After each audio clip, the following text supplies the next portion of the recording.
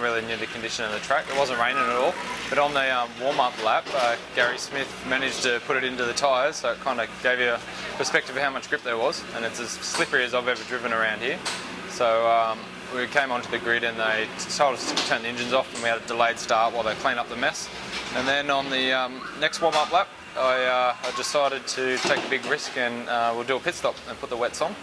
And it was a bit of a gamble, but I could tell there was no grip out there, and just the thing is how many laps I had to catch the field back up. So I knew the guys would enjoy a pit stop, so we gave them a shot at that, and they've done a good job.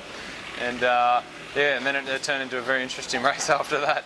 So what did that mean for where you had to start? You were P2 originally. How did that affect you? Yeah, so basically you forfeit that, and I came into the pits when everyone gridded up. So we were doing the tyre change while everyone was taking their grid position. The lights went green, we were still doing our tyre change and just finishing. And then I went down the pit lane to rejoin the race.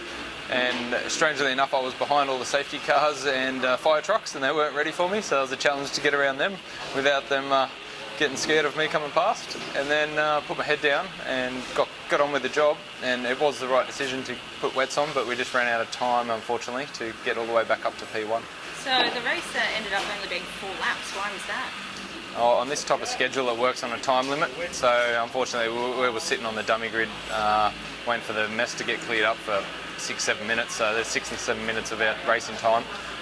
Having that, if we had that 6-7 minutes, I think it would have been the right choice. We were over 3 seconds a lap quicker than everyone else, so I went from last on the grid, even behind the fire trucks, back to 5th. So I was pretty happy with that. And we know next time this kind of condition would definitely be a wet tyre, even though it doesn't seem it. You don't want to risk bending the car with a slick tyre in this kind of condition. So yeah, it's an up and down decision.